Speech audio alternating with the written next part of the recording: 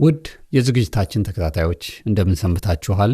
ይህ በየሳምንቱ እየተዘጋጀ የሚቀርብላችሁ የጄንቢ ሚኒስትሪ የሚዲያ አገልግሎት ነው። በዚህ የሚዲያ አገልግሎታችን በተለያዩ ርዕሰ ጉዳዮች ላይ የእግዚአብሔርን ቃል መሰረት ያደረገ ውይይቶችን፣ ዝማሬዎችንና ጸሎትን የምናካሄድበት ፕሮግራማችን አሁን ጀመረ። ላለፉት 5 ተከታታይ ሳምንታት ኢየሱስ አስቸጋሪ ሰዎችንና አስቸጋሪ ሁኔታዎችን እንዴት ያልፋቸው ነበር በሚል ርዕስ ላይ እየተነጋገርን ነበር። ባለፈው ሳምንት ከክፍል 1 እስከ 5 ድረስ አስተላልፈናቸው የነበሩትን ሐሳቦች በክለሳ መልክ ያቀረብንላችሁ ሲሆን ዛሬ ቀጣዩን አዳዲስ ሐሳብ የምንከፋፈልበትን ዝግጅት ይዘንላችሁ ቀርበናል። ከዛ በፊት በጸሎት ጌታ ዛሬም የልቡን ሐሳብ እንዲናገረን በጸሎት እንጀምራለን። እንጸልይ። እግዚአብሔር አምላካችን ሆይ ደሞ ዛሬም በሌላ እውነት እንድንማርና እንድንረዳ እንድንኖርበት ቃልህን ወደኛ ይዘህልን ስለቀረብክ እናመሰግናለን። በምንሰማው ቃል እንድንጠቀምበት አመለካከታችንን፣ ባህሪያችንን፣ መረዳታችንና የህይወታችንን መስመር ሁሉ እንድታቃናልን ሰምተን እንዲሁ የሚያመልጠን እንዳይሆን የምንኖርበትና የምንተገብርበትን አቅም ለኛም እንድታበዛልን እንለምናለን። በጊዜያችን ውስጥ አንተ መልእክትህን ስጠን፣ እንድንሰማም ጆሮቻችንን ክፈትልን። በጌታ በኢየሱስ ስም አሜን።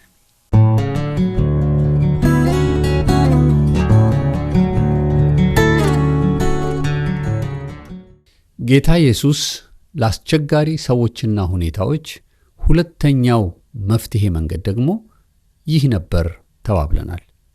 እስቲ አድምጡት።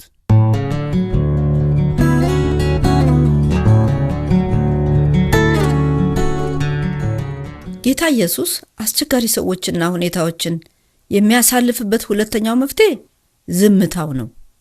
እንዴት ነበር ኢየሱስ አስቸጋሪ ሰዎችና ሁኔታዎችን በዝምታ መፍትሄነት የሚያልፋቸው የሚለውን ሐሳብ በዝርዝር ከመነጋገራችን በፊት ስለ ዝምታ ጥቂት ነገር እንንገራችሁ። የሰው ልጅ በዓይኑ በማየት፣ በጆሮው በመስማት፣ በእጆቹ በመዳሰስ፣ በአፍንጫው በማሽተት እንደዚሁም በምላሱ በመቅመስ የትኛውንም ነገር መልካሙን ከክፉ፣ መራራውን ከጣፋጭ፣ ለስላሳውን ከሻካራ ለመለየት ከአምላኩ የተቸረ አስገራሚ ፍጥረት ነው። የእግዚአብሔር ቃል ስለ እነዚህ አካሎቻችን ማለትም ስለ ዓይናችን፣ አፍንጫችን፣ እጆቻችን፣ ምላሳችንና ጆሮአችን በተለያዩ ቦታዎች መንፈሳዊ ምሳሌነታቸውን እንደያዙ ተጽፎልናል። ዛሬ ስለምንነጋገርበት ሐሳብ አስመልክቶ ግን ስለ አንደበታችንና ስለ ጆሮአችን የገለጸበት መንገድ ብዙ ሊያስተምረን ይችላል። ሰዎች ስንባል ለማድመጥ ከምንፈጥነው ይልቅ ለመናገር ችኩሎች እንደሆንን የእግዚአብሔር ቃል ያስተምረናል። እስቲ ጥቂት የመጽሐፍ ቅዱስ ጥቅሶችን እንመልከት። መጽሐፈ ምሳሌ ምዕራፍ 18 ቁጥር 13 እንዲህ ይላል፣ ከማዳመጡ አስቀድሞ የሚመልስ ቂልነትና እፍረት ይሆንበታል ይላል። መጽሐፈ መክብብ ምዕራፍ 5 ቁጥር 2 ላይ ደግሞ በአፍህ አትፍጠን፣ በአምላክም ፊት ማንኛውንም ነገር ለመናገር በልብህ አትቸኩል። አምላክ በሰማይ አንተ ደግሞ በምድር ነህ፣ ስለዚህ ቃልህ ጥቂት ይሁን ይላል። አንደበታችን እንዳይፈጥን ጆሮአችን ደግሞ እንዲሰማ የእግዚአብሔር ቃል ይመክረናል ብቻ ሳይሆን ዝምታ ምን ያህል ጠቃሚ እንደሆነ ቃሉ ያስተምራል። በመጽሐፈ መክብብ ምዕራፍ 3 ቁጥር 7 ላይ ለዝምታ ጊዜ አለው፣ ለመናገርም ጊዜ አለው ይላል። መጽሐፈ ምሳሌ ምዕራፍ 17 ቁጥር 28 ላይ ደግሞ እንዲያውም ሰነፍ ዝም ቢል እና አፉን ቢዘጋ ጠቢብና አስተዋይ ሊመስል ይችላል ይላል። ይህ አሁን ያነበብኩላችሁ በ80 ዓመተ ምህረት በታተመው የመጽሐፍ ቅዱስ ትርጓሜ ጥሩ አድርጎ ተተርጉሟል። ቂል የሆነ ሰው ዝም በማለቱ ብቻ ልክ እንደ ጠቢብና አስተዋይ ሰው ሊመስል እንደሚችል ይናገራል። የዝምታን ኃይል ምን ያህል እንደሆነ ታስተውላላችሁ? ዛሬ እኮ በብዙ አስቸጋሪ ሰዎችና ሁኔታዎች ውስጥ ከምንቸገርባቸው ነገር አንዱ ዝም ማለት አለመቻላችን ነው።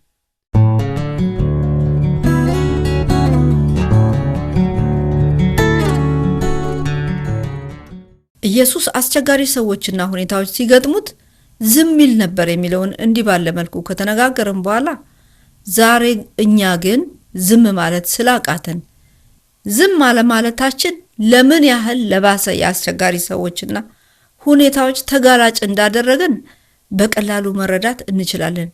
ታዲያ ከተለያዩ መጻሕፍትና ከእግዚአብሔር ቃልም ዝም ስለማለት ያሰባሰብናቸውን ጠቃሚ ሐሳቦች እንዲህ ባለ መልኩ ነበር ስናካፍላችሁ የነበረው። እስቲ ዝም ማለት ስለሚገቡን ምክንያቶች የተነጋገርንባቸውን ነጥቦች እናስታውሳችሁ። የመጀመሪያውም ዝም ለማለታችን ምክንያት ይህን ነበር።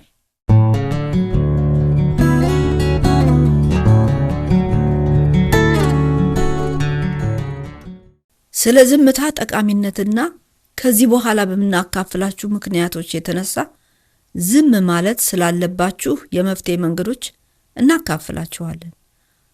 አንደኛ፣ ሙሉውን ታሪክ ወይም ሙሉውን መረጃ ስለማታውቁት ነገር አትናገሩ፣ ዝም በሉ። ይህንን ሐሳብ በእግዚአብሔር ቃል ስንመዝነው ቃሉም በምሳሌ ምዕራፍ 18 ቁጥር 13 እና ቁጥር 17 ላይ እንደዚህ ይላል፣ ከማዳመጡ አስቀድሞ የሚመልስ ቂልነትና እፍረት ይሆንበታል። አስቀድሞ ጉዳዩን የሚያሰማ ትክክለኛ ይመስላል፣ ይኸውም ባላንጣው መጥቶ እስከሚመረምር ድረስ ነው ይላል። ሙሉ ጉዳዩን ሰምቶ ሳይጨርስ የሚናገር ዝም ማለት የሚያቅተው ቂልነትና እፍረት ይሆንበታል ይለናል። በተጨማሪም ፈጥኖ የተናገረ ትክክለኛ ይመስላል፣ ግን ትክክለኛነቱ የሚቆየው ተቃራኒው ሰው መጥቶ ጉዳዩን እስከሚመረምረው ድረስ ነው ይላል። ይህ ምን ማለት ነው? ስለ አንድ ጉዳይ ሙሉም ታሪክ ሳናውቅ ሙሉ መረጃው ሳይኖረን ከመናገር ይልቅ ዝም ማለት ጠቢባን ያደርገናል። ዛሬ በዚህ ዘመን ደግሞ የተቸገርነው ቀድመው ስለተናገሩ ብቻ ትክክል የመሰሉን ሙሉ መረጃ ሳይኖራቸውም ግምታቸውን ብቻ በሚናገሩ አንደበታቸው ለመርዶ ለክፉ ወሬ የተጣደፈባቸው ሰዎች የሞሉበት ምድር በመሆኑ ነው። ሲተነትኑ ሲያብራሩ ነገሩን ሁሉ ከስር መሰረቱ የሚያውቁት ይመስላሉ፣ ነገር ግን ፈጽሞ አያውቁትም። ደግሞ ትክክለኛ እንደመሰሉን አልቀሩም። አፍረው እኛንም ሲያሳፍሩን አይተናቸዋል። ስለዚህ ከዚህ በኋላ በቀረው ዘመናችን ሙሉ መረጃ ስለሌለን ነገር አለመናገር፣ ዝም ማለት ይመረጣል። ይሄ የመጀመሪያው ሐሳብ በጣም በጣም ትልቅ ሐሳብ ነው ብዬ ነው የማምነው። የምንቸገርበት ነው። ችግሩ ደግሞ መንፈሳዊ ነገር ላይም በዚህ ምድር በምንም ማህበራዊ ጉዳይ ላይም በቤተሰብም መካከል በባልና ሚስትም በሁሉም ነገር ነው። ሙሉን ታሪክ ስለማናቀው ነገር ማውራት እንጀምራለን። ትክክል እንመስላለን። የእግዚአብሔር ቃል እንደሚናገር አስቀድሞ ስለተናገረ እውነተኛ ሰው ይመስላል፣ ግን በኋላ ሲመረመር ምንም የማያውቀው ነገር ነው። ይሄ በጣም በብዙ መጽሐፍቶች፣ በብዙ ፊልሞች፣ በብዙ ሙዚቃዎች የተደረሰበት ጉዳይ ነው። ሰው በቃ መናገር የለበትም። ሙሉን ታሪክ በትክክል ስለማናቀው ነገር አንናገር፣ ዝም እንበል። እነዚህ ነገሮች አስቸጋሪ ሰዎች እንድንሆን ያደርገናል። አስቸጋሪ ሁኔታ ፈጣሪዎች ያደርገናል። ቅድም እንግዲህ ራሳችንም ሌሎችንም እያየን ስለሆነ ነው። በሌሎች ደግሞ እንቸገራለን። እኔ እኮ እውነቱን መስሎኝ ነው ብለን የሰማናቸው እርግጠኛ ሆነን አውርተን ያፈርንባቸው ብዙ ነገሮች። የዛም ሰው ወገንተኛ መሆን ራሱ ችግር ይሆናል። አስቀድሞ የተናገረው ሰው ሲናገር የዛ ሰው ወገንተኛ ትሆናለህ። ስለዚህ ያ ሰው ልክ ነው ተብሎ ይታመንና ሌላኛው ያልተናገረው ደግሞ እሱ ደግሞ ተጎጂ ይሆናል። ልክ ነው። ስለዚህ የአንድ ሰው ወገንተኛ ሆኖ ማድመጥ በራሱ አስቸጋሪ ባህሪ ማንነትን ማስተናገድ ይሆንብናል። ስለዚህ አስቸጋሪ ማንነት ሳናቀው ውስጣችን ይገባና በሰማነው መረጃ፣ ከአንድ ሰው ባደመጥነው መረጃ፣ ትክክለኛ ባልሆነ መረጃ፣ አንድ ሳይድ ብቻ ይዞ በሚሰማ ወሬ በቃ አስቸጋሪ ዕውቀት ውስጣችን እንገነባለን። በቃ ስለዚህ ያንን ሰው የተወራበትን ሰው በጥላቻ ወይ እሱ እኮ ከሌ እንዲያረጋው ሙሉን ታሪክ ሳናቅ ማለት ነው። ምንም ሳናውቅ በቃ ስም በሚያጠፉ ሰዎች፣ አንድ ሳይድ ይዘው በሚናገሩ ሰዎች፣ በነዛ ሰዎች የብዙ ሰው ህይወት አስቸጋሪ እንደሆነ ሳይሆኑም የተነገረባቸው በጊዜው በዛ ጉዳይ የማይከሰሱ ሆነው ተከሰው የተነገረባቸው ብዙ ሰዎች አሉ። ስማቸው በከንቱ የሚነሳ የሚጠፋ። ምናልባት አሁን እንዳልነው ከእንደነዚህ አይነት የፍርደ ገምድል ማንነት ራሳችንን ሙሉ መረጃ ሳይኖረን የምንፈጥንባቸውን ነገሮች የትኛው ነው የቱ ነው ለምንድን ነው እያለን ራሳችንን መከታተልና ራሳችንን መመርመር ይኖርብናል። አንዱ የፍርድ ቤት የዳኞች፣ የጠበቆች፣ የአቃቤ ሕጎች ስራ ሙሉ ታሪኩን ማወቅ ነው። ይመጣል አንድ ሰው ይመሰክራል። ሲመሰክር የት ነበርክ? ምንድን የበላው? ምንድን የለበስከው? ምኑ ጋር ነበር የቆምከው? በዛ ሰዓት ምን ነበር የሚያልፈው? እነዚህ ሁሉ መረጃዎች ሙሉ ታሪኩን ይሄ ሰው ያውቃል ወይ ነው። ሙሉ ታሪኩን የማያውቅ ሰው ለምስክርነትም አይበቃም። በይበልጥ በዚህ እኛ አሁን በዚህ በማህበራዊ ሚዲያ በሶሻል ሚዲያ ነው እያገለገልን ያለ ነው። የእግዚአብሔርን ቃል እያስተማርን ነው። ብዙዎች እየተጠቀሙ ነው። ልክ እንደዚሁ ሌሎችም ወንድሞችና እህቶቻችን ይህንኑ የሶሻል ሚዲያ ተጠቅመው ስለ ብዙ ነገር ያወራሉ። ዛሬ ሰው ሞባይሉን ይከፍታል፣ ፊት ለፊቱ ያስቀምጣል፣ መረጃን ይሰጣል። እኛ ደግሞ ልክ ያ ሰው ሙሉ ታሪኩን እንደሚያውቅ ሆነን አምነን እንቀበለዋለን። ለምሳሌ አንዳንዴ ስለ ጤናችን እንኳን ትክክል ያልሆነ መረጃ እየሰጠን እንቀበልና እንሞክረዋለን። አደጋ ውስጥ ራሳችንን እንከታለን። እንዳልሽው አሁንም ደግሞ ስለ ሰዎች ይናገራል። ሙሉ መረጃ የለውም፣ ግን በዛ ሰው ላይ ጥላቻና የዛን ሰው ነገር እንዳንቀበል ያደርገናል። በጣም በዚህ ሁኔታ አስቸጋሪ የሆኑ ሰዎች አሉ። አስቸጋሪ የሆኑ ሁኔታዎች ተፈጥረዋል። የእግዚአብሔር ቃል ግን በትክክል የሚነግረን ሙሉን መረጃ ሳይኖር አታውራ፣ ዝም በል። ቀድመ ስለተናገርክ እውነተኛ ነኝ ብለህ አታስብ። እንደውም ይላል ባላንጣው ይላል። ስለዚህ መተው ይመረምሩትና ይሄ ሰውዬ ውሸቱን ነው ያወራው ብሎ ሲሉ ያኔ ታፍራል፣ ሌሎች ታሳፍራል። ስለዚህ ስለ ዝምታ ስናስብ ጌታ ኢየሱስ ክርስቶስ በጣም የሚገርም ጌታ ነው። መቼስ በምድር ላይ በሚያገለግልበት ጊዜ ሙሉን መረጃ ስለሚያውቅ ነበር የሚናገራቸው። መተው እንዴት አንተ ከዚህ እኔ አባቴ የሚለኝን ነው የምነግራችሁ፣ አባቴ ያላለኝን አልነግራችሁ። ሙሉ መረጃውን ይዞ ነው የመጣው እሱ። መንግስተ ሰማያት ቀርባለች ብሎ ሲሰብኩ እኮ ሙሉ መረጃውን ይዞ ነው የሚነግረን። በጣም የሚገርሙ ብዙ ነገሮችን ማንሳት እንችላለን፣ ጊዜ ስለሌለን ነው። ግን ኢየሱስ ዝምታን ይመርጥ ነበር ያልነው ዝምታ በጣም ጠቃሚ ስለሆነ ነው። እንግዲህ የመጀመሪያው ነጥባችን በቃ ከዚህ በኋላ ባለን ዘመን እግዚአብሔር ቢረዳን ሙሉ መረጃው በሌለን ነገር ዝም እንበል፣ ዝምታ እንምረጥ። መሀል ላይ ጣልቃ ገብተን አናውራ፣ እንደሚያውቅ ሰው አናውራ። ምናልባት ጥቂቱን ነገር ይሆናል ያወቅነው፣ ግን እኛው ራሳችን ቅድም እንዳልሽን አስቸጋሪ ሰዎችነት ይጋባብናል። እኛው ራሳችን ያንን የምንፈጥር እንሆናለን።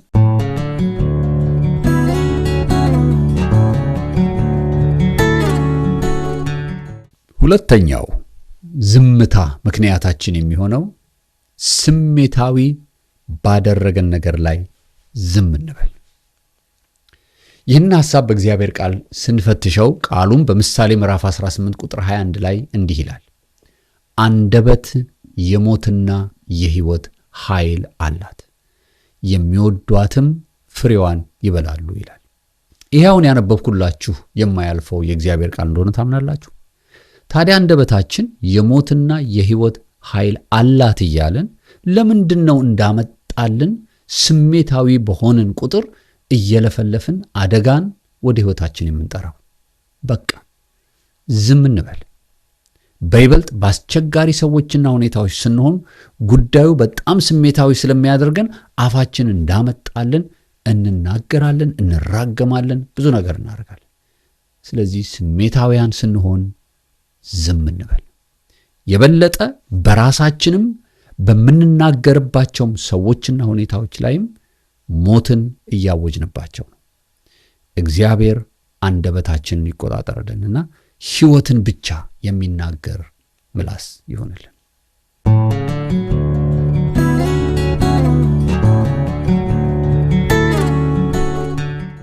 እንግዲህ እነዚህንና ሌሎች ሐሳብን አንስተን የተወያየን ሲሆን ይህ እስካሁን ባጭሩ እየቀነጫጨብን ያስደመጥናችሁ ዝግጅት ሙሉ ሐሳቡን ማዳመጥና መመልከት የምትፈልጉ በዚሁ የዩቲዩብ ቻናል የፌስቡክ ገጻችን፣ የሞባይል አፕ እንደዚሁም በwww.gnbministry.org ድረገጻችን ላይ በመግባት እንድትመለከቱት እናበረታታችኋለን።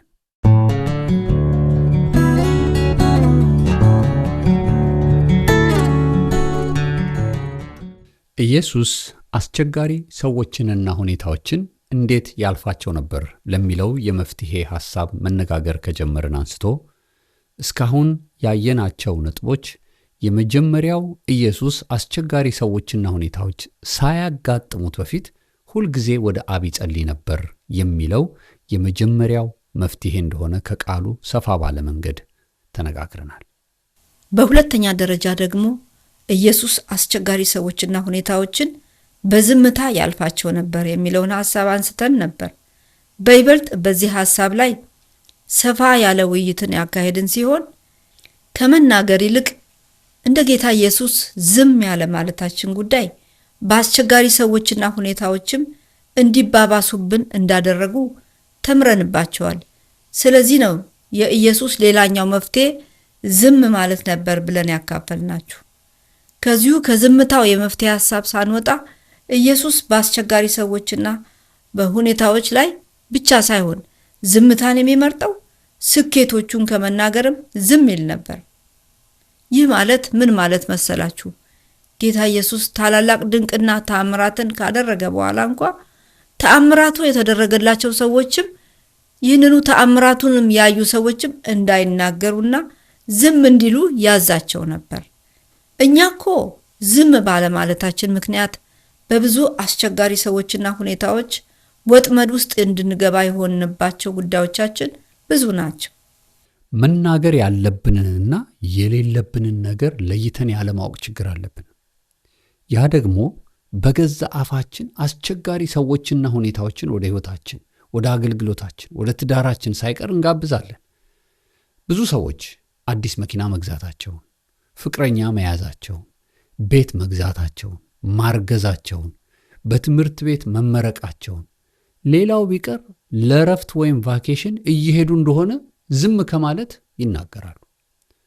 ዛሬም ድረስ ሰው ሁሉ ያለበት ትልቁ ችግር እያንዳንዱን የሚያደርገውን ነገር ሁሉ በሶሻል ሚዲያ እየለጠፈ ዝም ከማለት በመለፍለፉ ምክንያት በብዙ አስቸጋሪ ሰዎችና ሁኔታዎች አዘቅት ውስጥ ገብቷል። እዚህ አሜሪካን ሀገር አንድ ቤተሰብ በፌስቡክ ገጻቸው ላይ ለ10 ቀናት ለቫኬሽን ወደ ሌላ ከተማ እየሄዱ እንደሆነ ፎቶግራፋቸውን ለጠፉ።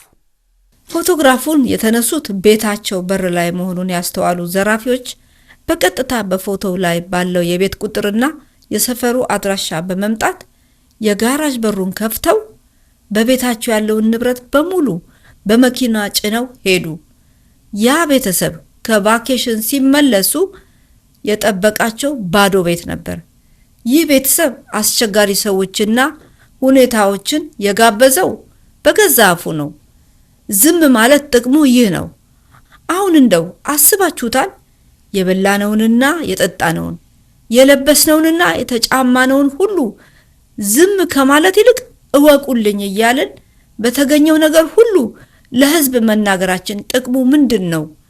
በይበልጥ በአገራችን ብዙ የተራበ ሰው ባለበት የምበላውን እዩልኝ ማለት፣ ቤት አጥቶ እየተንከራተተ ላለ ሕዝብ ጓዳችንን ማስጎብኘት እኔን እያያችሁ ተቃጠሉ ነው ወይስ ጥቅሙ ምን ይሆን?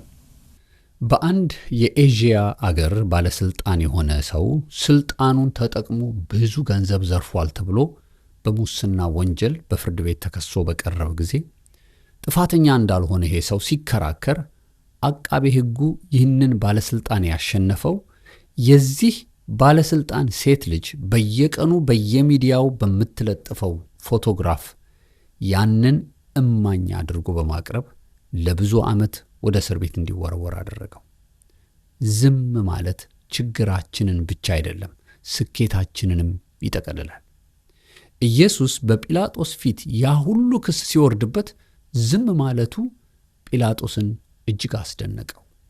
ይሄ ተጽፎልናል።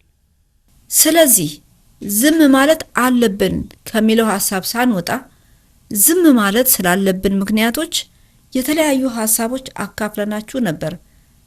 ካነሳናቸው መካከልም አንደኛው ዝም የማለታችን ምክንያት በማናውቀውና ዝርዝሩ ጉዳዩን በማናውቀው ነገር ላይ ዝም እንበል ተባብለናል። አዎ ትልቁ የኛ ችግር ጫፍ ይዘን ብዙ ለማውራት መድፈራችን ነው።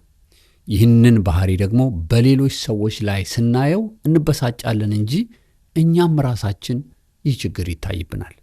ለዚህ ነው ይህንን ስለ አስቸጋሪ ሰዎችና ሁኔታዎች ስናጠና ራሳችንን እየተመለከትነው እናጥናው የምንላችሁ። ለዚህ ነው ኢየሱስ በዝምታ ምን ያህል ያልፋቸው እንደነበረ በዛሬው ጥናታችን በስፋት የምንመለከተው ሲሆን ዝም በማለት ስለሚገኝ ትርፍ የሚናገር አንድ ዝማሬን አስቀድመን ወደ እናንተ በማቅረብ ወደ ዋናው መሰናዷችን እንገባለን።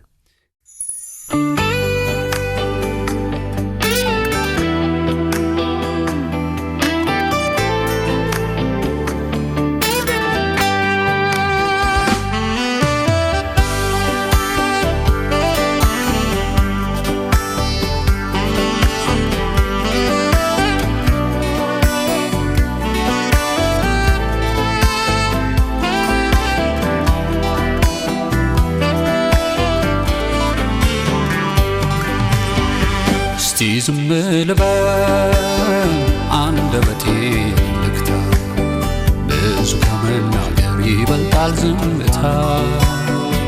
ጠብቅ ምላሴን ከክፉ ልከልክል፣ እንደ ጌታ ኢየሱስ እስኪ ዝም ልበል። እስቲ ዝም ልበል አንደበቴን ልክታ፣ ብዙ ከመናገር ይበልጣል ዝምታ። ጠብቅ ምላሴን ከክፉ ልከልክል፣ እንደ ጌታ ኢየሱስ እስኪ ዝም ልበል።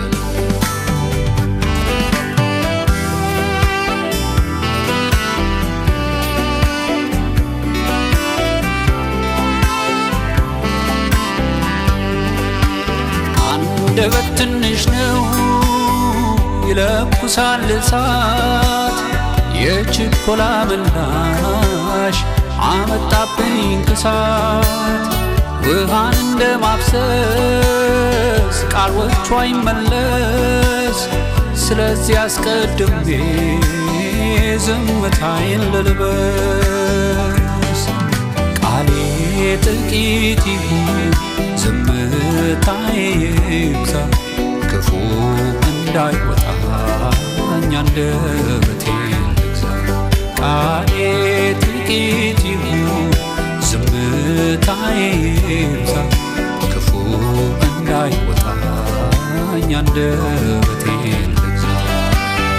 እስቲ ዝም ልበል አንደበቴን ልግታ፣ ብዙ ከመናገር ይበልጣል ዝምታ። ጠብቅ ምላሴን ከክፉ ልከልክል፣ እንደ ጌታ ኢየሱስ እስኪ ዝም ልበል።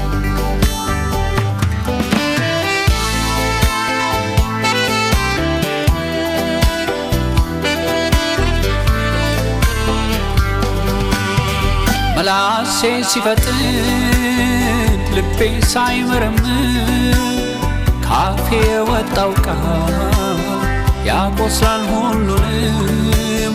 ቸኩዬ ስናገር ስንት ስህተት ሰራሁ፣ ከጠቀምኩት ይልቅ ብዙ ሰዎች ጎዳሁ። ዝምታዬ ይሁን መደበቂያ ቅጥሬ፣ ይቆጠብ ይታቀብ ይብቃ ንግግሬ። ዝምታዬ ይሁን መደበቂያ ቅጥሬ፣ ይቆጠብ ይታቀብ ይብቃ ንግግሬ። እስቲ ዝም ልበል አንደበቴን ልግታ፣ ብዙ ከመናገር ይበልጣል ዝምታ። ጠብቅ ምላሴን ከክፉ ልከልክል፣ እንደ ጌታ ኢየሱስ እስኪ ዝም ልበል።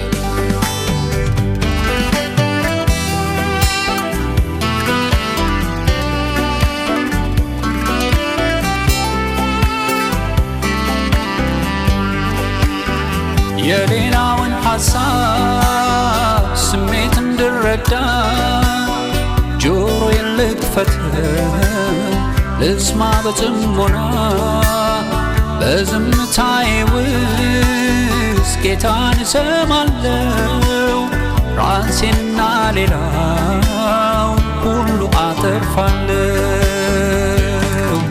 ዝም ልበል ዛሬ በሕይወት እስካለሁ ኋላ ብናገርም ጠጋኝ ይሆናል ዝም ልበል ዛሬ በሕይወት እስካለሁ ኋላ ብናገርም ጠጋኝ ይሆናል እስቲ ዝም ልበል አንደበቴን ልግታ ብዙ ከመናገር ይበልጣል ዝምታ ጠብቅ ምላሴን ከክፉ ልከልክል እንደ ጌታ ኢየሱስ እስኪ ዝም ልበል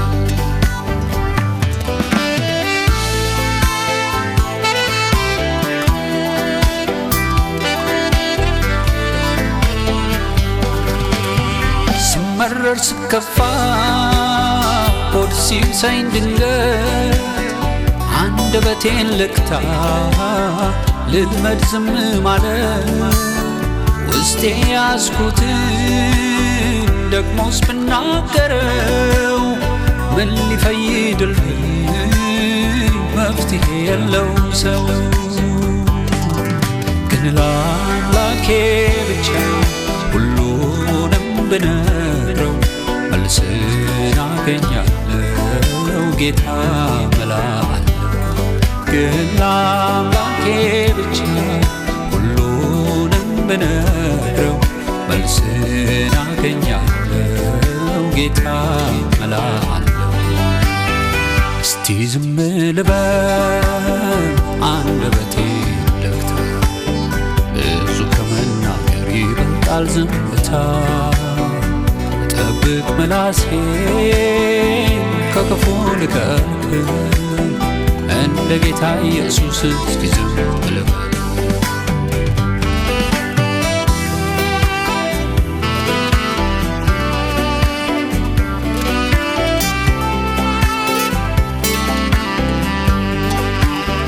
አይሁዶች ሲከሱት ኢየሱስን ወስደው በጲላጦስ ሸንጎ ደጃፍ ላይ አቁመው በሐሰት ምስክር ሲያጣድፉት በጣም አፉን አልከፈተም መልስ ካፉ አልወጣም ታዲያ የጌታዬ ፈለጉን ልከተል አፌን ከክርክር ከሙግት ልከልክል ታዲያ የጌታዬ ፈለጉን ልከተል አፌን ከክርክር ከሙግት ልከልክል እስቲ ዝም ልበል አንደበቴን ልግታ ብዙ ከመናገር ይበልጣል ዝምታ ጠብቅ ምላሴን ከክፉ ልከልክል እንደ ጌታ ኢየሱስ እስኪ ዝም ልበል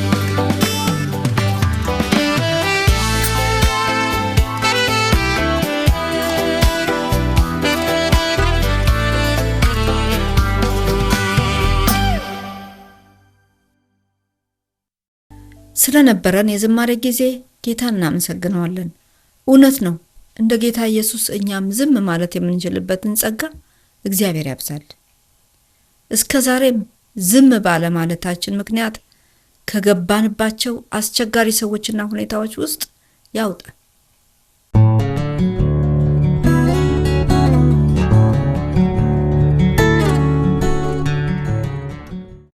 ዝም ማለት ያለብንን ምክንያቶች እያጠናን እንደሆነ አስቀድመን ነግረናችሁ ነበር። አንደኛው ዝም ማለት ያለብን ምክንያት ሙሉ መረጃውና ምክንያቱም በትክክል በማናቀው ጉዳይ ላይ ዝም እንበል ተባብለናል።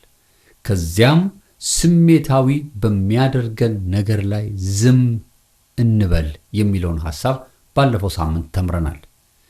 እስከ ፕሮግራማችን ፍጻሜ ድረስ አብራችሁ እንድትቆዩ እናበረታታችኋለን። አሁን ወደ ቀሪዎቹ ዝግጅት።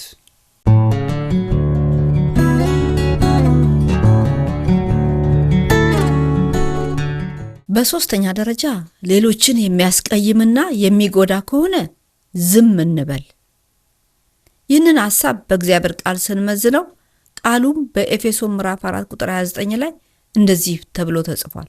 እንደ አስፈላጊነቱ ሌሎችን የሚያንጽና ሰሚዎችን የሚጠቅም ቃል እንጂ የማይረባ ቃል ከአፋችሁ አይውጣ ይላል።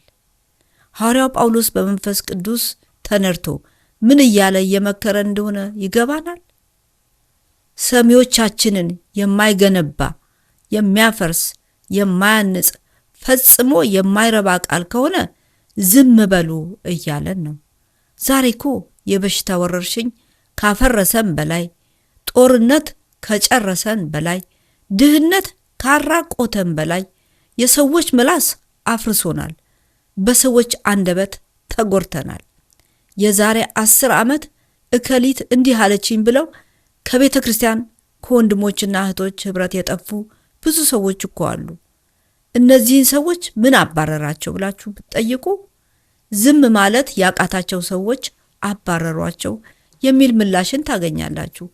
ስለዚህ ከመናገራችን በፊት ይሄ አሁን የምንናገረው ቃል ሰዎችን የሚገነባ ነው ወይስ የሚያፈርስ፣ የሚያንጽ ነው ወይስ የሚያሳዝን ብለን መጠየቅ ይኖርብናል። እንግዲህ ጥቅሱ እንደሚያስረዳን እንደ አስፈላጊነቱ ሌሎችን የሚያንጽ ሰሚዎችን የሚጠቅም ቃል እንጂ የማይረባ ቃል ካፋቸው አይወጣ ነው። ዝም በሉ። ስለዚህ ነገሩ የሚጀምረው ከሁለታችን ነው። ይጠቅምሻል አሁን የማወራው ነገር ያንጻል፣ ካልሆነ ዝም በል ነው በቃ። እንደው በእውነት ምናልባት ይሄ አሁን እየተነጋገረን ያለነው ሐሳብ ምናልባት ብዙ ባልና ሚስት ዝምታቸው ሳይረዝም አይቀርም። ምክንያቱም ብዙ የምናወራው የማያንጽ ነገር ነው። ምን ያደርጋል አሁን አንስቼ ከሊትን የከሌን አንስቼ ባወራ ያንጻል። እያፈረሰሽ ከሆነ ዝም ብለን ብንሄድ እኮ ሰላም አለን ማለት ነው። አልተቆራረፍንም፣ ዝም ብለናል። ጥሩ ነው፣ ይሻላል። የሚያፈርስ የማይጠቅም ቃል የሞላበት ሪሌሽንሺፕ ነው ያለን ብዙዎቻችን። ሌላው በቸርች ውስጥ እንደኛ አሁን ያው አገልግሎታችን ቤተክርስቲያንን ለማነጽ ስለሆነ ስብሰባዎች ሲካሄዱ ይሄ ሰውዬ እጁን ባላወጣ የሚባሉ ሰዎች እንዳሉ ታውቃለሽ። እንደው እጇን ተበላሸ በቃ። ለምን? እነዚህ ሰዎች የታወቁ ናቸው፣ ፕሮፌሽናል ናቸው። በጣም በማፍረስ ፕሮፌሽናል ናቸው። ይንዱታል። የፈለግሽውን ራእይ አምጪ ይንዱታል። የሆነ ነገር አያጡ። ይሄ በእውነት እግዚአብሔር በእውነት ያንሳው ከመሃላችን። ቸርች ውስጥ አለ፣ ንግድ ውስጥ አለ፣ ፋሚሊ ውስጥ አለ። በቃ ደና ሁሉ ሰው ከተስማማ በኋላ ይመጣና ይችላል። የማይጠቅም የማያንጽ ነገር ካፋቸው አይወጣ፣ ዝም በሉ። ስለዚህ ውድ የዝግጅታችን ተከታታዮች ሌሎችን የሚያስቀይም የሚጎዳ የማያንጽ እስከሆነ ድረስ ዝም እንበል። የእግዚአብሔር ቃል የሚመክረን ይህንኑ ነው።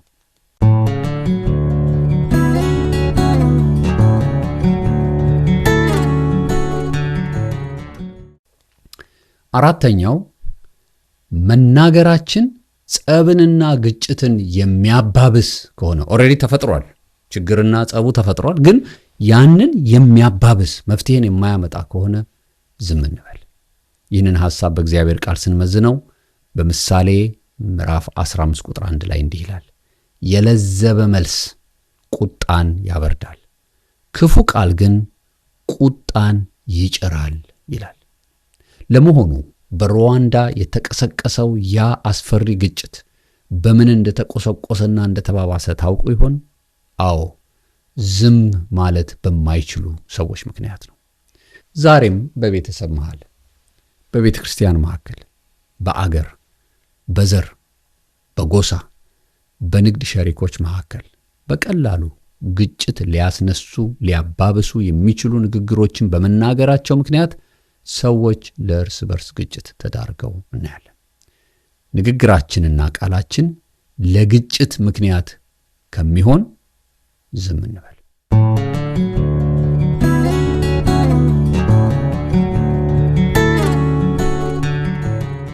አምስተኛ ጮክ ብለን የሚያናገረን ስሜት ውስጥ ከሆነን ከመናገር ይልቅ ዝም እንበል።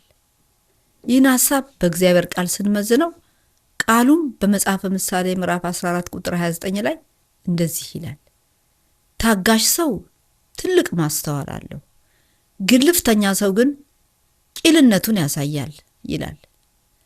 በዚህ ጥቅስ ግልፍተኛ ሰው የሚለው በስሜት የሚጮህን ሰውን ያመለክታል።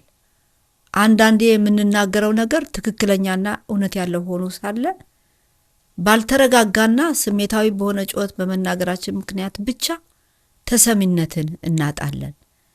እንደውም ብዙ ጊዜ ንግግራቸውን በጩኸት የሚያደርጉ ሰዎች ተሰሚነት የላቸውም። አድማጮቻቸው ይኸው ደግሞ ጩኸቱን ጀመረው እያሉ ያንጓጥጧቸዋል። በእርግጥ አሁን በተነበበልን ቃል ላይ ታጋሽ ሰው ማስተዋል አለው ስለሚል የፈለገ ጉዳይ ቢያበሳጨንም በተቻለ መጠን ውስጣችንን አስታክሰን ልናስተላልፍ የምንፈልገውን እውነታ በእርጋታ መንፈስ ሳንጮህ ብንናገር እንደመጣለን። አለበለዚያ ግን የሚያስጮህን ስሜት ውስጥ ካለን ዝም እንበል።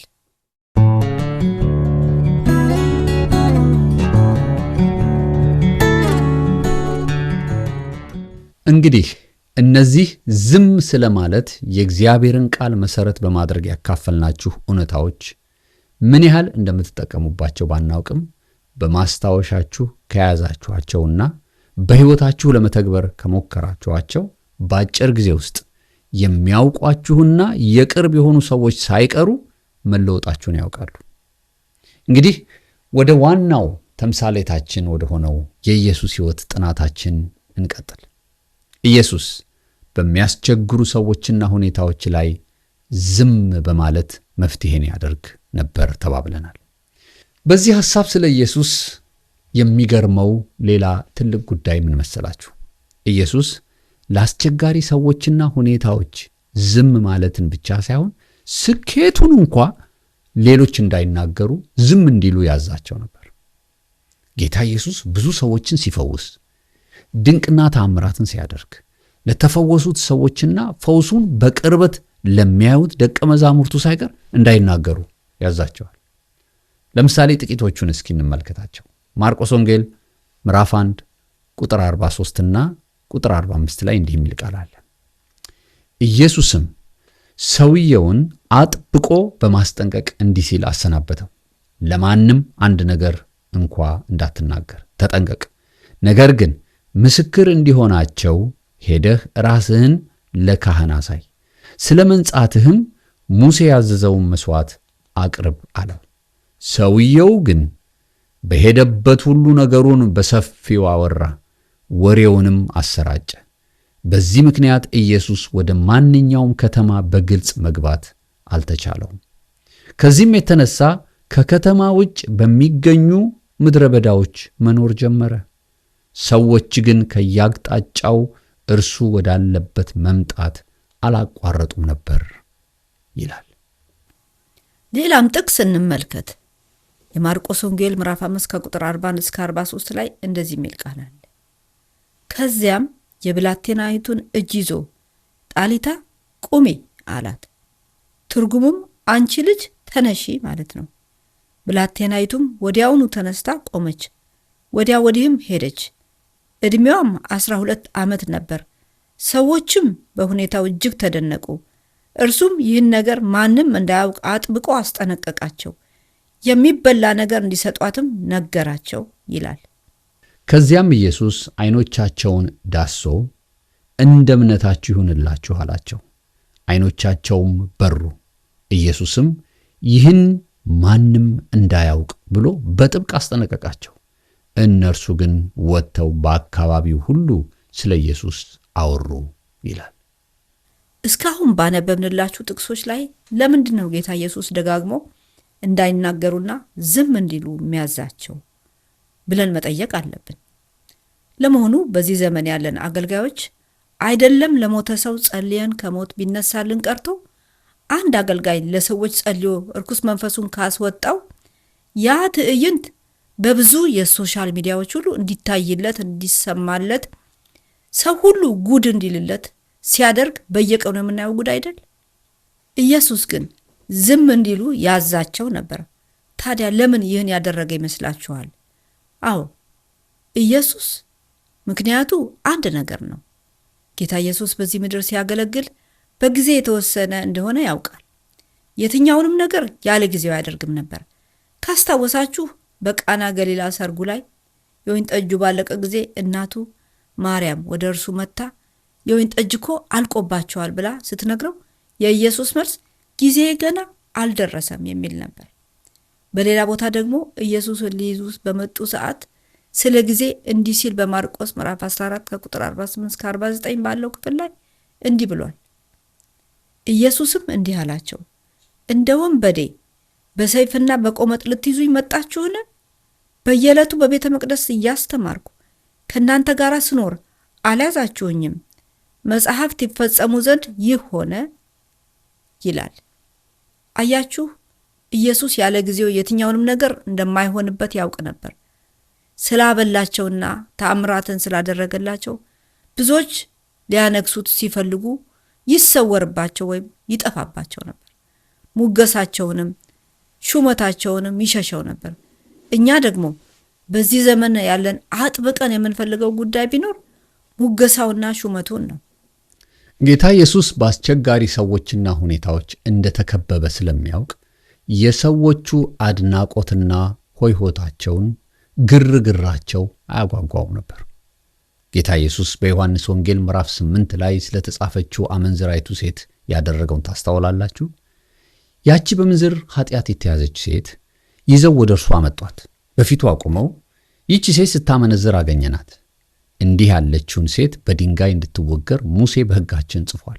አንተ ስለዚህ ምን ትላለህ? ሲሉ ምን አደረገ? አዎ ኢየሱስ ለእንደነዚህ አይነት አስቸጋሪ ሰዎችና አስቸጋሪ ሁኔታ ፈጥኖ ምንም አይነት መልስ አልሰጠም። እንደውም ቃሉ እንደተጻፈልን በዮሐንስ ወንጌል ምዕራፍ 8 ቁጥር 6 ላይ ይህን ጥያቄ ያቀረቡለት እርሱን የሚከሱበት ምክንያት ለማግኘት ሲፈትኑት ነው። ኢየሱስ ግን ጎንበስ ብሎ በጣቱ በምድር ላይ ይጽፍ ጀመር ይላል። ፈተና መሆኑን አውቋል። ፈጥኖ ለፈታኞቹ ስሜታዊ ሆኖ አልመለሰላቸው። የጥያቄያቸውን ድብቅ ሴራ አውቆባቸዋል። ነገር ግን አጎንብሶ ጻፈ። በጣም ብዙ ሰባኪያን የኢየሱስን አጎንብሶ መጻፍ በብዙ አይነት ትርጓሜ በመስጠት ሰብከዋል።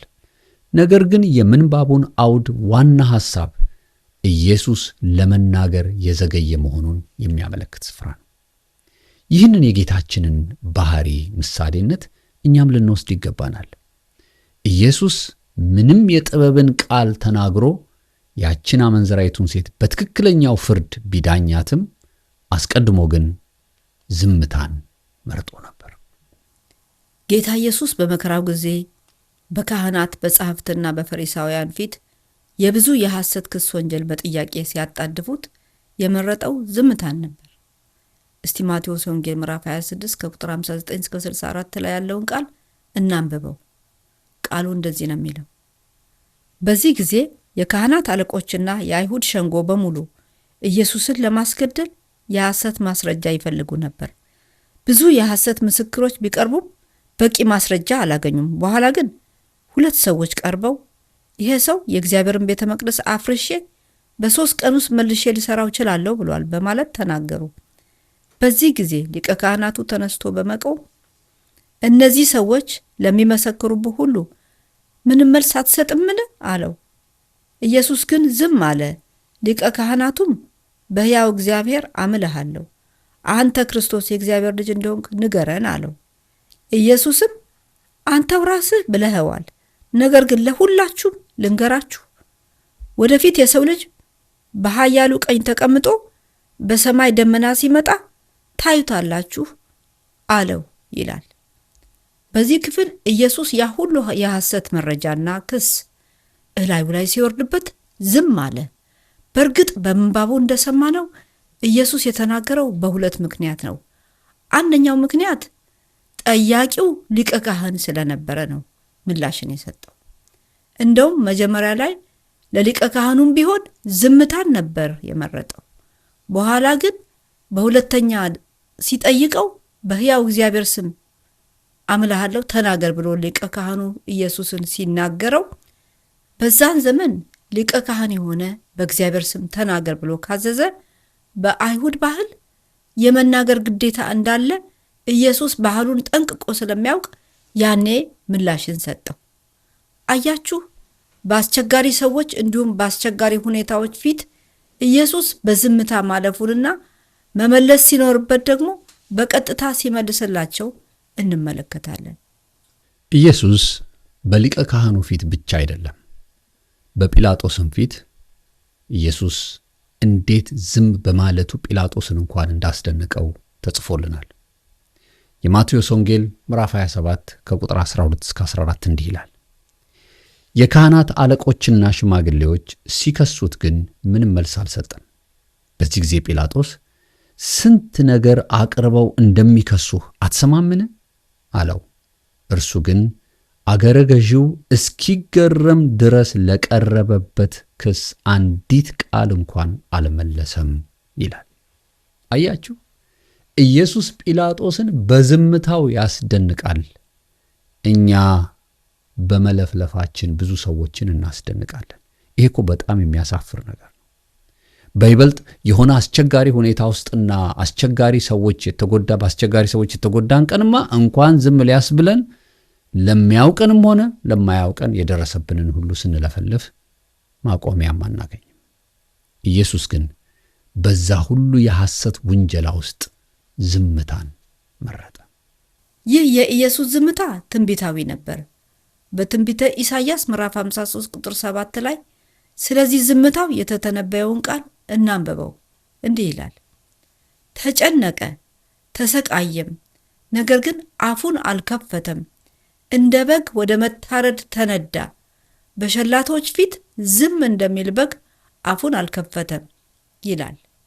እስቲ አስቡት፣ ጌታ ኢየሱስ እያለፈበት ባለው ታላቅ መከራ ምክንያት ተጨነቀ፣ ተሰቃየ፣ ነገር ግን አፉን አልከፈተም፣ ዝም አለ። ይሄ በጣም ከባድ ነገር ነው። እኛ እንኳን ተሰቃይተን አይደለም የሆነ አስቸጋሪ ሰው ወይም ሁኔታ ካስጨነቀን እንዴት ነው ዝም ማለት የሚያስችለን?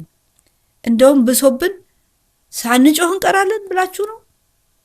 ኢየሱስ ግን ይህን አስቸጋሪ ሁኔታና በአስቸጋሪ ሰዎች መካከል ሲሆን መፍትሄ ያደረገው ዝም ማለትን ነበር። በማርቆስ ወንጌል ምዕራፍ 15 ከቁጥር 29 እስከ 33 ላይ ያለውን ቃል ስንመለከት ደግሞ በምን አይነት ሁኔታ ውስጥ እያለፈ ዝም እንዳላቸው የሚያስደንቅ ነው። እንዲህ ይላል፣ በመንገድ የሚያልፉትም ራሳቸውን እየነቀነቁ የስድብ ናዳ በማውረድ እንዲህ ይሉት ነበር፣ አይ አንተ ቤተ መቅደስን አፍርሰ በ3 ቀን የምትሰራ፣ እስኪ አሁን ከመስቀል ውረድና ራስህን አድን። እንዲሁም የካህናት አለቆችና ጸሐፍት በማሾፍ እርስ በርሳቸው እንዲህ አሉ፣ ሌሎችን አዳነ፣ ራሱን ግን ማዳን አልቻለም። አይተን እናምን ዘንድ ይህ ክርስቶስ፣ ይህ የእስራኤል ንጉሥ እስኪ ከመስቀል ይውረድ። ከእርሱ ጋር የተሰቀሉትም እንደዚሁ የስድብ ናዳ ያወርዱበት ነበር ይላል። አቤት አቤት! እንዴት ከባድ ነገር ነው! የስድብ ናዳ እየወረደበት ዝምታ፣ በእውነት የሚያስደንቅ ዝምታ ነው። ታስታውሳላችሁ? በዚህ ጥናታችን ላይ አንድ ጥቅስ ከመጽሐፈ ምሳሌ ምዕራፍ 18 ቁጥር 21 ላይ አንብበንላችሁ ነበር። ሞትና ሕይወት በምላስ እጅ ናቸው የሚል ቃል ትዝ ይላችኋል? ኢየሱስ እኮ ይህንን ቃል ነው በሕይወት የኖረውና ያሳየን። በዚህ በስቃይ በሚያልፍበት ጊዜ ለነዛ ተሳዳቢዎቹና አንጓጣጮቹ ከኢየሱስ አንደበት አንዲት የእርግማን ቃል ብትወጣ ትውልድ ሁሉ ያልቅ ነበር። ነገር ግን ዝምታ መረጠ። በኋላ በሌላ ሐሳብ እንመለከተዋለን። ያም ኢየሱስ ዝምታውን ሲሰብር ከአንደበቱ የሚወጣው ቃል የሚያደርጉትን አያውቁትምና ይቅር በላቸው የሚል ቃል ብቻ ነው። እኛ ግን በዚህ ጉዳይ ማን እንደሆንን ለሁላችንም የታወቀ ነው። እግዚአብሔር ይፈውሰን። መቼስ ይሄ አሁን የነገርሽን ያነበብሽልን ጥቅሶች እኛ አሁን ትንንሽ ነገሮች ላይ ነው ዝም ማለት ያቃተን። ኢየሱስ ግን በይበልጥ በዚህ ከአገልግሎቱ ዘመን በኋላ መጨረሻው ጊዜ ላይ በዛ በመከራ ውስጥ ያለፈ የጥቂት ሰዎች ስድብ ሳይሆን በከተማው ያሉ ያንን የጎልጎታን መንገድ ሲሄድ በዳርና ዳር ቆመው የሚሳደቡ የሚተፉ በእነዚህ ሰዎች ሁሉ መሃል ያለፈ ትላንት ከትላንት ወዲያ ተአምራት ሲሰራ ያዩት ሆሳና ብለው ካልነገስክ ያሉት ዛሬያን ሁሉ የስድብ ናዳ ሲያወርዱበት እንደሚታረድ በግ ዝም። ይሄ ከባድ። ጲላጦስን ያስደነቀው እንዴ አንተ አትናገርም እንዴ? ጲላጦስ ራሱ የውሸት መሆኑን እየገባው እኮ ነው። እንዴው እንትን በላቸው እንጂ አሁን ነገር ተናገር። ተደነቀ፣ በዝምታው ተደነቀ። እግዚአብሔር እንደዚህ አይነት ሰዎች ያርገን። በቃ ማለት ሰዎችም ይገረሙ እስቲ ይሄ ሁሉ ነገር እየወረደባት እንዴት ዝም ትላለች? ይሄ ሁሉ ነገር እየወረደበት እንዴት ዝም ይላል? ምንባል እኮ አይደለች። ትንሽ እንዴት እንደውም ዝም ትያቸዋለሽ ነው የሌላ ሰው። ግን የጌታ በጣም ከባድ ነው፣ የጠለቀ ነው። በዚህ ሁሉ ውስጥ ዝም አለ። ዝም አላቸው።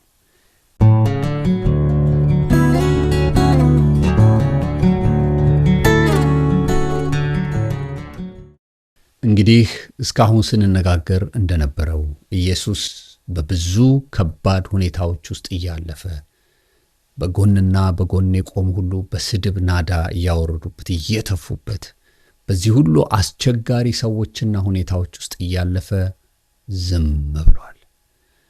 ይህንን የሚናገር አንድ ዝማሬ እናቀርብላችኋለን። አብራችሁን ቆዩ።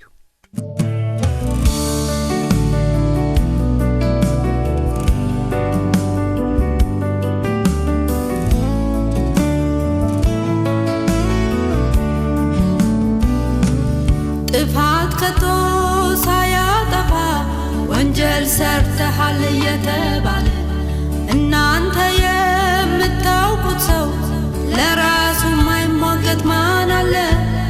ይሄ ሰው ግን ዝም ብሏል፣ ስለ ራሱ አይሟገት። ወንጀለኛ ተደረገ፣ ወንጀልን ግን አልፈጸመ።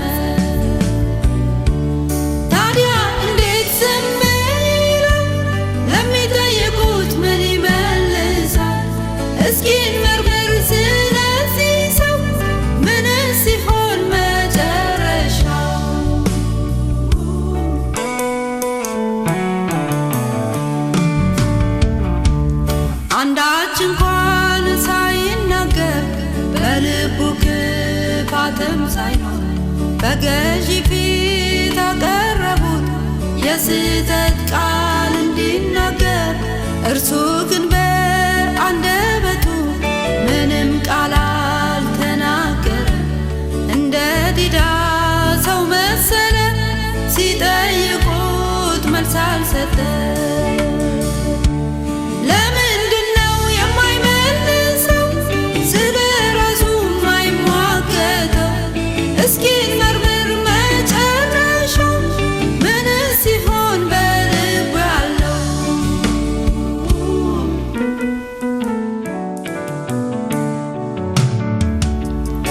መርገማችንን ተሸክሞ በመስቀል ላይ ተሰቀለ። ኃጢአት ፍጹም ሳይኖርበት ኃጢአተኛም ሆነ። የዋህ ቅዱስ የእግዚአብሔር ልጅ እንደ ሌባ ተቆጠረ። በወንበዴዎች መካከል የእርሱ መስቀል በዚያ ዋለ። የተሰበረው እንደ ሌባ የተቆጠረው ለመስቀል ሞት የሚያደርሰው ምን ሲሆን ያደረገው?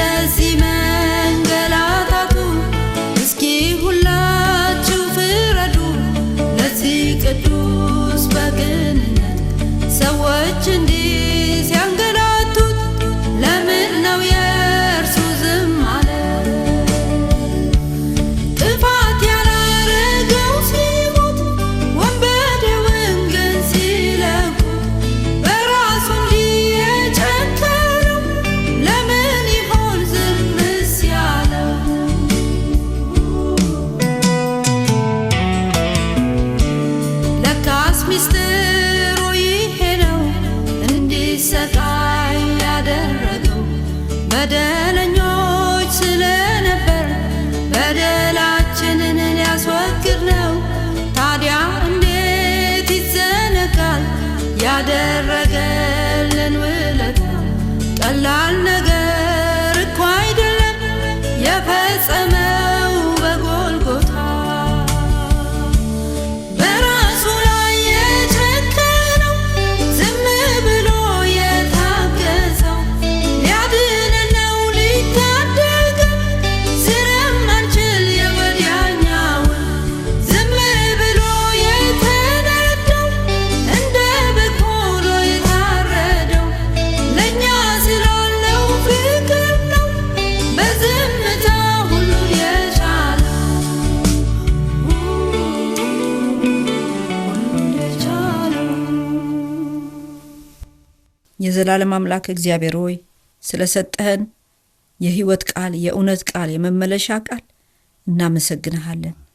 ጌታ ኢየሱስ ከኔ ተማሩ እንዳለ ዛሬ ከኢየሱስ ልንማር ቃልህን ስለዘረጋህልን ወደ ልባችን ወደ አእምሯችን እንዲገባ ስለፈቀድክልን በሰማነው በዚህ በእውነትና በሕይወት ቃል እንድንኖርበት ባበላሸነው ነገር ደግሞ ተጠያቂ በሆንበት ንስሐ ለመግባት ራሳችንን ቤተክርስቲያንን በስም የተጠሩ የእግዚአብሔርን ሕዝቦች በሙሉ ይዘን በፊትህ ንስሐ እንገባለን። እግዚአብሔር አምላክ ሆይ ብዙ ነገር አበላሽተናል፣ ተጠያቂዎች ነን፣ ስተናል። የሳትንባቸው ነገሮች ብዙ ነው። እንደ ቤተሰብ ስተናል፣ እንደ ወንድም እንደ እህት ስተናል፣ እንደ ቤተክርስቲያን ስተናል፣ እንደ አገልጋዮች ስተናል። እግዚአብሔርን እንዲፈሩ እንደተመደቡ አልሆንም። ያበላሸነው ይበልጣል። እግዚአብሔር ሆይ አንተን ስለበደልን ስምህንም ስላስነቀፍን ምሕረትና ይቅርታ ይብዛልን። በምሕረትህ እንድትመለከተን ያበላሸነውን ከዚህ ቀን ጀምሮ ከላያችን እንድታነሳ የጥንቃቄ መንፈስ እንድትሰጠን ስለ በደላችንና ስለ ኃጢአታችን ዋጋ በከፈልልን በጌታ በክርስቶስ ኢየሱስ ስም ይቅር እንድትለን ዛሬ እንለምናለን። እግዚአብሔር ብዙዎች ነን በዚህ ያበላሸን፣ ብዙዎች ነን በዚህ ያጠፋን፣ ብዙዎች ነን ይህን ስህተት የሰራን። አሁን ግን በምህረትህ ተመልከተን። አሜን። ምህረትህ ያግኘን። ስለ ራሳችን ስለተሟገተን ምህረትህ ያግኘን። በንስሐ በፊትህ እንቀርባለንና ያበላሸነው ጥፋት ብዙ ስለሆነ እግዚአብሔር አምላክ ሆይ ከክርስቶስ ባለመማር ያበላሸነው ብዙ ስለሆነ ራሳችን እንዳዋቂ ቆጥረን ያበላሸነው ብዙ ስለሆነ አስቸጋሪ በሆነባቸው አስቸጋሪ በሆነ ማንነት በተጠቀስንባቸው ሁሉ ይቅር እንድትለን እንጠይቀሃለን። ግን አስቸጋሪ እንደሆነን አናውቅም። እንደ ብቁ ሰዎች ራሳችንን እየቆጠርን እንደ ትክክለኛ ለራሳችን ቦታ እየሰጠን ሌሎችን ግን እየኮነንን ባለንበት ስህተታችን ሁሉ ይቅር እንድትለን እንለምናለን። ብዙ ስህተት ሰርተናል፣ ምሕረትና ይቅርታ ግን ይብዛልን ብለን በምትወደው ልጅ በክርስቶስ ኢየሱስ ስም ይቅር በለን። አሜን። አሜን።